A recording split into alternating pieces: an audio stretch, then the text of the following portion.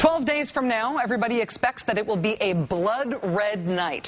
That at the very least, everything that is red will stay red, and everything that isn't already red will turn red. It'll be a big night for Republicans on election night. That is what everybody's expecting. And look, writ large, it is true that Republicans are set to have a big night.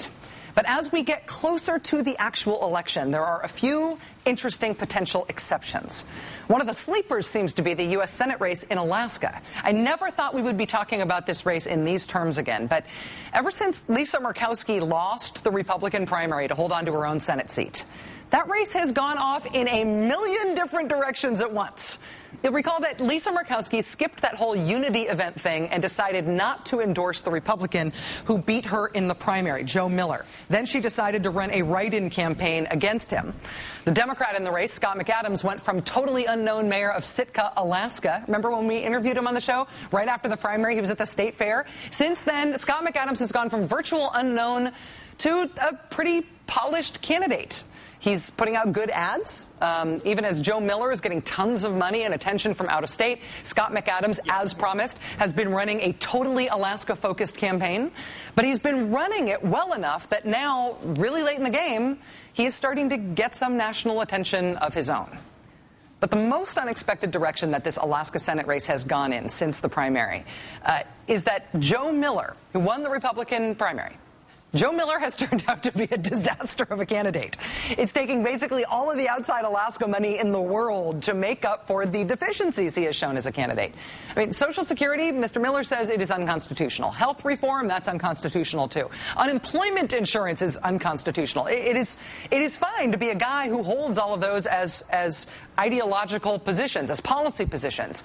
It is also okay to be a guy whose family has received Social Security and Medicaid and unemployment insurance, even farm subsidies. You can be a person who has received all of those things, and you can be a person who thinks all of those things are unconstitutional.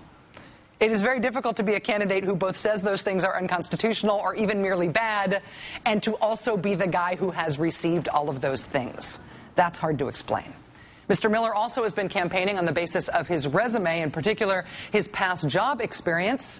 He's been doing that while refusing to answer questions about why he was reprimanded at a past job for improper political activity. He's also seeking to block a lawsuit to release his personnel records, but he still wants to run on his record. He just doesn't want to answer any questions about it. We've drawn a line in the sand. You can ask me about background. You can ask me about personal issues. I'm not going to answer.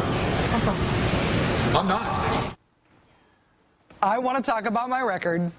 I refuse to answer questions about it. That was, it's such a common thing that you imagine that candidates might wish for. It's a very uncommon thing for candidates to insist on to the press. And in fact, that was such a strange pronouncement from Joe Miller that a group of 40 Alaska Republicans, many of whom were either current or former members of the state party's Central Committee, Republicans, put out a statement saying, quote, "No electable candidate can seriously pursue public office without implicitly saying to voters, I promise to be ethical, honest, and accountable, and as open and transparent as possible. It is unacceptable and certainly not a winning strategy to explicitly refuse to answer reasonable questions about oneself, and to disrespect the Alaska public and the press's right to do so before the questions have even been asked." That's Republicans. On top of all that, Joe Miller's answer to a question about border security was that he liked the way that East Germany handled the issue. East Germany was very, very able to reduce the flow. Now, obviously, there are other things were involved, but we have the capacity as a great nation to obviously secure a border. If East Germany could do it, we could do it. When you say other things were involved, what are you thinking of?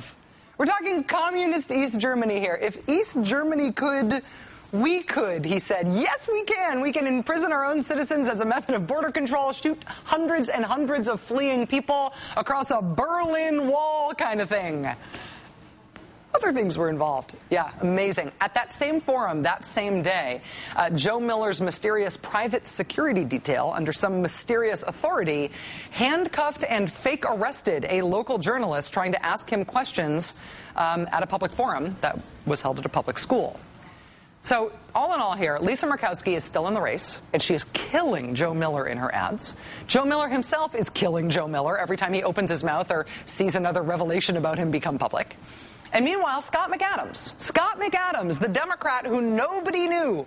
Scott McAdams slowly, solidly, quietly running a campaign that is greatly improving his standing in the polls. And the eyes of the nation, once again, for a very different reason this time, turn north.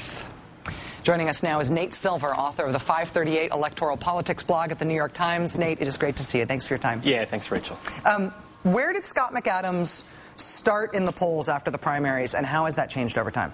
So when Miller won, I mean, he was closer than you might think. He was within 8 or 10 points in some polls, and it looked at first when Murkowski entered that she might get kind of some of the centrist vote in Alaska, some of the moderates. There aren't very many Democrats, and it might hurt him. But what's happened now is that, you know, Miller has lost some standing, right, and they're all kind of converging back to a third, and both he and Murkowski are about 35%, and that's a target that McAdams could reach, right? Well, you don't have that many Democrats in Alaska, but you have enough where if you get almost all of them and maybe a third or 40% of the independents, then you can get to 35% and win a three-way race. You don't need 51% when you have 3 candidates. So right now the polls are showing, again, very broadly, a third, and you could win with any percentage of the vote. There's no threshold you have to meet in order to win in this. Yeah, no, I mean, he has 2 things, right? He is a bit behind, so he's at about 27 or 28% in these polls, so about 5 or 6 points behind the leaders, right? What he also has to have happen is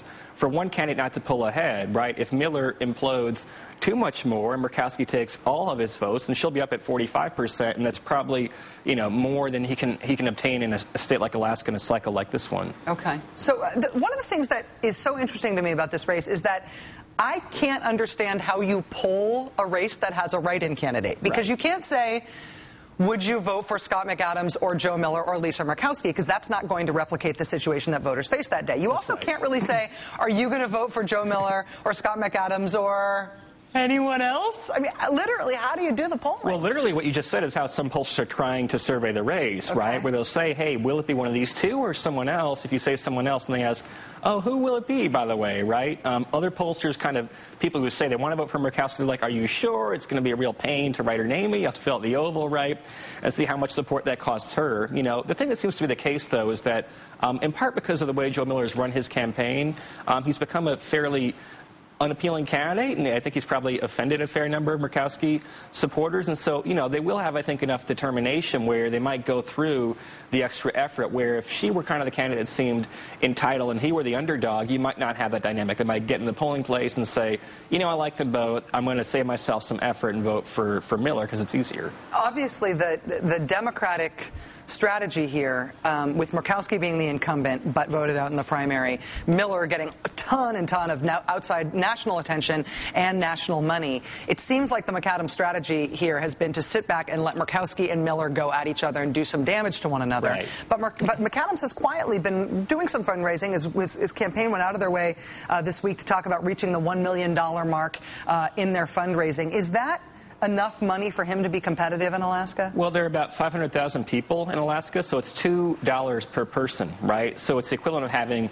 $40 or $50 million in California. So it'll go a long way. I mean, Joe Miller won the primary with an infusion of money from the Tea Party, which is worth $500,000, right? So, you know, he can get very high levels of turnout among Democrats. There are some liberal-leaning centrist independents. There are also people who just don't like either Murkowski or Joe Miller, you know? So the potential for him to reach 35, maybe 36% is there. He would need some help, though, to make sure that the remaining votes are split about evenly between the two Republicans, because otherwise, you know, he might do as well as you can in a state like Alaska and not quite come out ahead. Is it going to take forever on election night to find out who won this? Oh, well, for one thing, we might not even know how many of the write-in votes are actually Murkowski votes for a couple of days, right? Because if you fill out the oval incorrectly or don't spell her name right, that ballot will receive some scrutiny. And they're going to, you know, we might have a process that's drawn out for weeks or maybe even months. I mean, if it's at all close, you're going to have Minnesota cubed, basically, because every ballot for her, not just these handful of 1,000 ballots, will be